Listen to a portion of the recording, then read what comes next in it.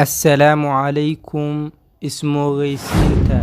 xiriirka iyo ismoogeysiinta waxyaabaha ugu wanaagsan ee xiriirka labada qof wanaajiya waxaa ka mid ah ismoogeysiinta dad fara badan oo xiriir wanaagsan lahaa oo lamaane leh oo saaxiibo leh oo shaqo wadaag leh baa xiriirkoodu ku burburay kaliya in midkood uu midka kale u fiirsaday iimaha yaryar ee uu leeyahay iyo khaladaadka ka dhaca haddii aad u fiirsato wax walba oo uu samaynayo qofka aad wada nooshihiin ama aad jaalka tihiin ama ay wada shaqayntu idinka dhaxayso waxaa adkaanaysa inaad u dulqaadato inaad xiriir sii yeelataan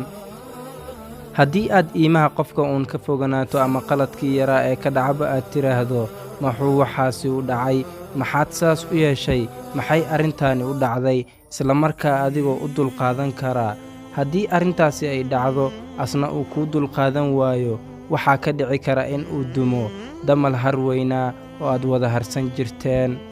qof aan wax lagu dhibsado lahayn ma jiro adduunka ismoogeysiin bayse u baahan tahay iyo dulqaad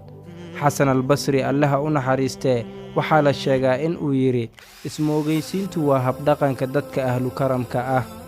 imaam axmed bin xambal allaha u naxariistee waxa uu sheegay 10kiiba 9 ka mid ah habdhaqanka wanaagsani waa ismoogeysiin